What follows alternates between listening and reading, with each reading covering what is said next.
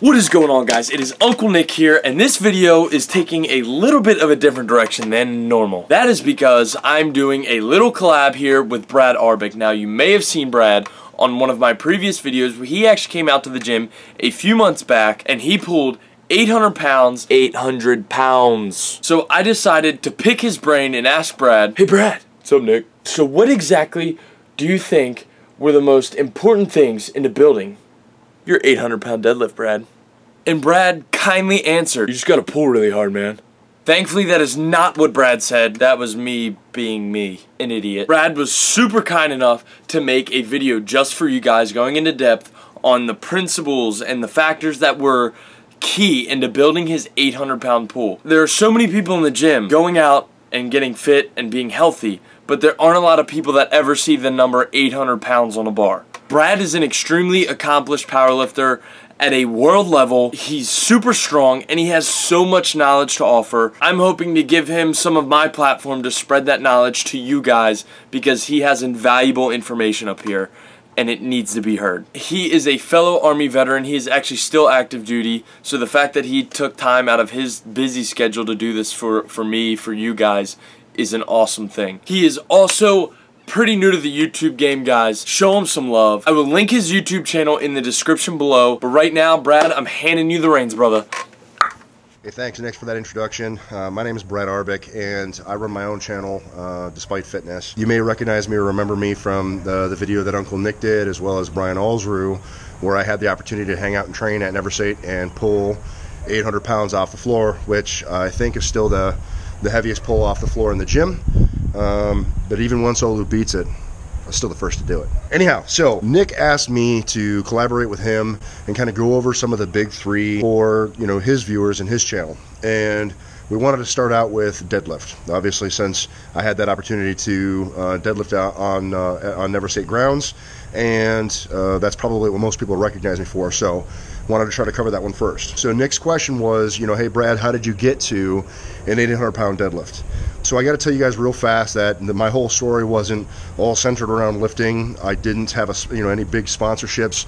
I don't have boatloads of money where I could just train all day every day. You know, a lot of stuff was hit and miss. In fact, for a while in my life, I took a 12-year hiatus from any serious training.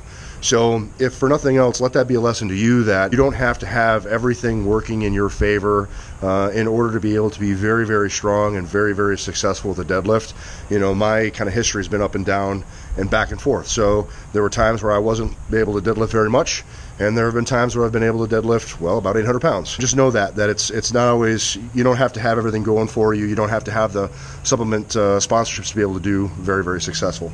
So that's kind of the first thing I want to let everyone know is that, you know, just anybody, average person, even if you think that you're below average, you could surprise yourself with how strong you can become. All right, so that having been said, I think I'm going to go over about 10 concepts that are going to help you guys get to you know, improving your deadlift.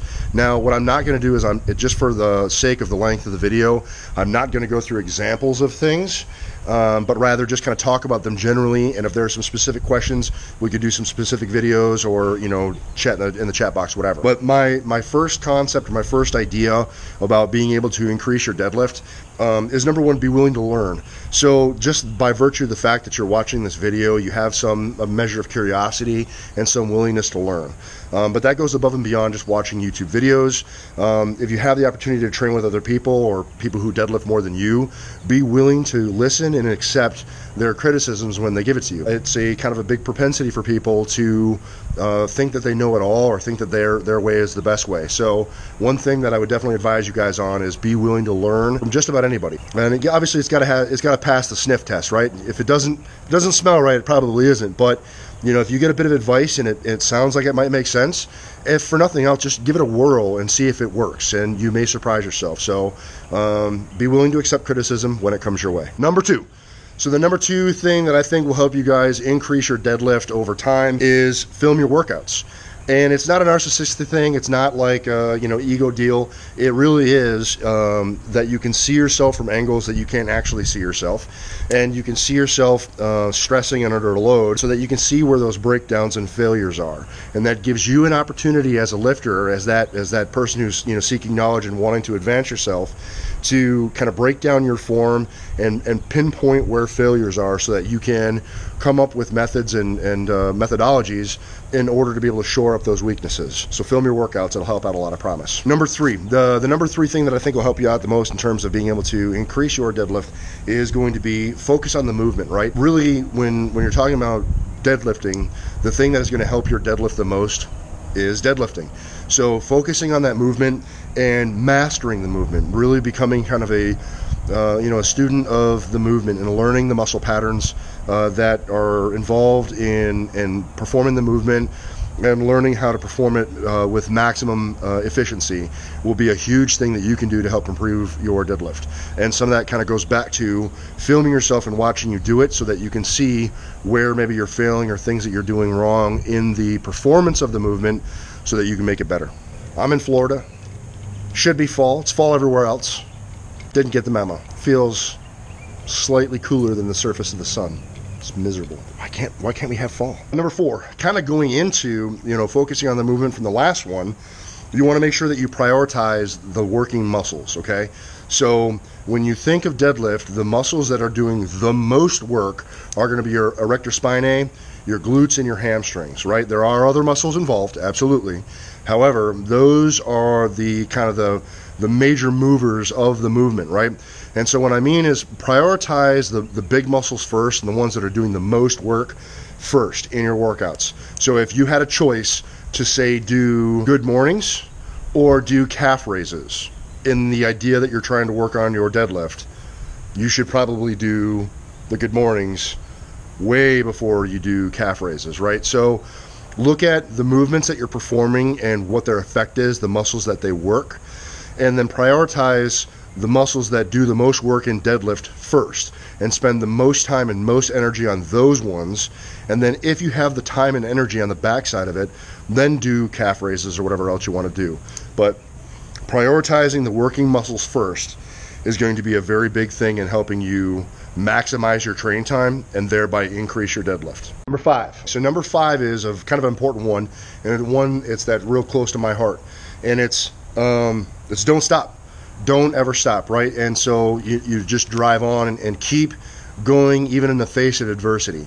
And the reason why I feel so comfortable in saying this, the reason why it means so much to me, is I have literally torn both of my biceps. I've had abdominal surgery, I've had a myriad of other injuries and setbacks and issues and all those types of things. And that is why the motto of my channel is train despite. Because if you want to be better than you were yesterday, you need to train despite your excuses, and you need to train despite the things that are holding you back. It's really important to, make sure that you drive on. Now, drive on smartly. You don't want to just boldly charge into an injury or make a situation worse, but there are very intelligent, very effective ways that you can train around injuries to make sure that you don't just stop. Because nothing really sidelines a good, effective training program than an injury, right? Because a lot of people, when they receive an injury and they're having an issue for whatever reason, that's something that they just stop. Well, I need to take 3 weeks off, or I need to take 4 weeks off, and they literally just sit on the couch and do nothing. I have never ever done that. Both times that I tore my biceps, I used a strap to make sure that I could keep going because I couldn't hold on to the weight. I did everything that I could to make sure that I kept driving forward and kept moving toward my goal so that I could be as strong as I possibly could be. So that's a huge one for you guys, is don't treat sticking points like stopping points. Kind of along that same idea of keep your eye on the prize and just keep driving, guys, don't forget that these little guys right here, these little guys, they turn into these little guys, right? It all happens a pound at a time. So never make light of small incremental gains. They're very, very important, and it really is the bedrock that is the foundation for you being able to improve your lifts over time. Number 6, make sure that you guys kind of stay basic, right? And so what I mean is, focus on the deadlift itself or small variations of the deadlift, right? With staying basic too, that had a lot to do with my programming and how I trained. So the vast majority of my deadlift work was, 3 by 3, so 3 reps, 3 sets. or 3 reps, 5 sets, or 5 reps, 3 sets, 5 reps, 5 sets, right? So the vast majority of all my deadlift work was dealt within that range because I felt like it was enough of a stimulus to cause adaptation, cause growth, but wasn't so much where I felt like I was doing cardio. It was a great opportunity to build strength, and I feel like that range of the 3 rep, 5 rep, and then 3 set, 5 set is a really good range and a really good amount of volume to really cause that adaptation. You know, that was really where the majority of my work was. You also have to remember that with deadlift, it's very neurally taxing. So even just, you know, one real hard deadlift session can put you down for a few days. So you really have to make sure that you train smartly when working on deadlift. We're at number 7. I can count, I promise. All right, so number 7 is understand that it's not what you can do, it's what you can recover from, right? So I talked about staying to the basics, staying, you know, whatever, and I talked about how neurally taxing that, you know, a deadlift can be on you. Understand that, you know, you could go to the gym tonight and you could completely smoke your bag, right? Move more weight than you've ever moved in your entire life, but you're gonna suffer. So understand it's not what you do, it's what you can recover from. Just know that you gotta play it safe to some extent. You gotta be able to leave some in the tank, because if you just completely empty yourself out on one training session, you're going to regret it. It's going to push you away, and you're not going to see the gains that you're looking for. Ocho, number 8. All right, so in this one, I attribute a lot of my success to deadlift with the willingness and the desire to kind of play and try things and just do different stuff, right? And so that also circles back around to my comment about making sure that you film your workouts so you can see where you have those failure points. If you're filming yourself and you see that you have difficulty, say at the very bottom of the deadlift, right? You're having a really hard time getting that weight moving up off the floor. Well, that will tell you that you need to do some stuff to try to work on that particular range of motion. And so I would encourage you to kind of play with different variations and different ideas of things that are going to work on that. Like some banded deadlifts may help you kind of work on that spot, but more specifically, something like a deficit deadlift, that may help you work on that bottom portion of the deadlift quite a lot.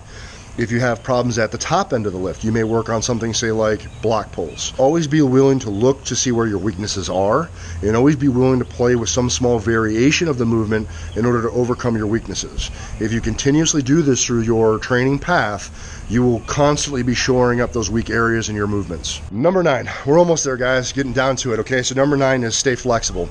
And this is kind of a very broad scope statement, right? But what I mean is, if you guys were to sit down right now and write yourself a program that covers the next 6 months of the year, and you have everything plotted out day by day, exactly what you're going to do, effectively what you've done is you're programming in a vacuum. You have no idea how you are going to feel come January 1st, 2019. And whatever you've planned for yourself on that particular day, you have no idea what's going to be going on in your life at that moment. You may be working, overtime. You may have, family stress, all kinds of stuff going on. And when that day comes, and even though you have that maximal effort day planned, you may not be ready to do that. So one thing that's been very important in my training career and the things that I've done for myself is being very willing to pivot on a dime. No matter what I have planned, I'll be willing to change it, and I might not do anything that I wrote down. You can't have a program in a vacuum, and you can't expect that you're going to know exactly how you're going to feel, 6 months down the road. So you have to be willing to make those play-by-play adjustments or the audible as you walk into the gym that day, knowing exactly how you're feeling. And that comes with some measure of experience. It's going to be very hard for the very new lifter and novice to know exactly how they're feeling or to be that in tune with their bodies. But it's something that I encourage you guys to develop. Now, don't use that as an excuse, be like, oh, I don't feel good today, I probably shouldn't train, and just use that as an excuse to not train. What I mean is be willing to pivot and do something other than what maybe you intended on doing if you require it. So stay flexible, and then, stay in tune with your body, make sure that you know how you're feeling. It takes time, takes practice, but that one's really, really important. All right, last one, number 10, okay? We're down to the wire here. Number 10 is build, don't test. And so one thing that I can tell you for, the kind of the duration of my career, the thing that has helped me out the most is working on building strength, not testing strength. If you're one of those people that go to the gym and you want to test your max every single week, you're begging for injury, and you're really putting yourself into a bad position to actually be able to grow and develop. One of the things in my mind that I liken testing to is, if you're trying to cook some food in the oven and you have the temperature up to, say, 500 degrees or whatever you're cooking at, and you open up the oven for 5 minutes and let all the heat out. it's going to take more time for that heat to build back up to be able to cook the food. Your training should be very similar to kind of like that, right? It's momentum, and you cannot underestimate the power of building momentum in your training program when everything's going really, really well. And if you take that good momentum and you're really happy with what your numbers are looking like, and you all of a sudden skip the plan and go test, it's like taking all the heat out of the oven. Sure, you may do well, you may hit a PR, but it's not something that's conducive for the training. And you need to think long term in terms of successful building of your deadlift over time. Going from 300 pounds to 800 pounds does not happen in a weekend. So you need to make sure that you stay dedicated to the plan and build, not test. That's pretty much everything I have for you. But as one freebie, one thing I want to throw out at you guys is don't be afraid to use straps, right? So wrist straps, however, figure eight, whatever kind of strap that you have, don't be afraid to use them. I have never ever in my career ever been afraid of using straps. In fact, the majority of my training is done with straps. Now I know a lot of people will tell you, hey, if you want to build grip strength, don't ever use straps. And that may be applicable for certain people. I have never ever in my entire career ever had a bar come out of my hands, ever. My biceps have given up before my grip has. So just for that, I've never had any issues with my grip. And so in training, just to make sure that I'm focusing on what it is that I'm there to do, I have no problem whatsoever working straps. That way I can make sure that I'm taxing the muscles that I intend to tax the most. And then if I want to do some stuff on the backside to do some grip work after I've smoked the crap out of my erector spinae and my glutes and my hams and all that other stuff, well then okay, I'll do some additional grip work if I feel like I need it. But don't sacrifice a much bigger, stronger muscle for the weaknesses of a much smaller, weaker muscle. It doesn't make any sense. And so, like I said, don't be afraid to use straps. There's no shame in it. I encourage it wholeheartedly. But if you do have a problem with your grip, then you need to make sure that you address that as well separately. But like I said, prioritization, right? That's it, guys. That's the whole video. Those are all my tips. These are things that have actually been invaluable to me throughout the duration of my career. Now I know that we didn't go over actual movements and things like that, or different lifts and exercises. We can definitely do different videos. We can answer some more specific questions regarding certain movements, but these are principles in general that really made a big difference for me through the duration of my life to make sure that I was able to make those climbs from being a soccer player in high school to being able to deadlift 700 pounds at 21, to taking 12 years off, not lifting anything at all, to getting back up to an 800 pound deadlift, at Never Say. And in fact, I've probably pulled 800 pounds about a dozen or so times. Understand that these are overall ideas and concepts that I use for my programming and my approach just in general. And those have been invaluable in helping me get to where I am. So, Nick, I hope that answers your question of what helped me get to 800 pounds. I hope that helps you, and I hope that it helps all of your viewers in some kind of way, shape, or form. Please leave me a question, comment, anything in the chat box below. I'll be monitoring the comment box just to respond to people and provide feedback and all that other stuff. So I definitely welcome all that. And if you want to write me, you can hit me up on my Gmail, or you can hit me up on my Instagram as well, and I would love to respond to any comments or questions that you guys have. Nick, thank you again so much for having me on your channel. I really appreciate the opportunity to collaborate with you and the opportunity to help out a whole bunch more people. So thank you very much. That's all I have for you. Nick, back to you, bud. See ya. Alright guys, so that is about it for this video. Brad, once again, thank you so much for doing this collaboration with me. Thank you for all the info you took the time to put out to my viewers, to the world, to the internet. That is invaluable knowledge that they will all be able to use now because of you guys. I hope you learned something from this, because that's knowledge you would otherwise have to pay for, and he took the time out of his day to give it to you guys for free. Thank you guys for watching. Make sure you go give Brad a thumbs up, a subscribe. I will be linking his Instagram, his Gmail, and his YouTube down in the description below, so head on over there, do that. But until the next time, y'all know what the deal is. Get out there, get after it, and embrace the suck.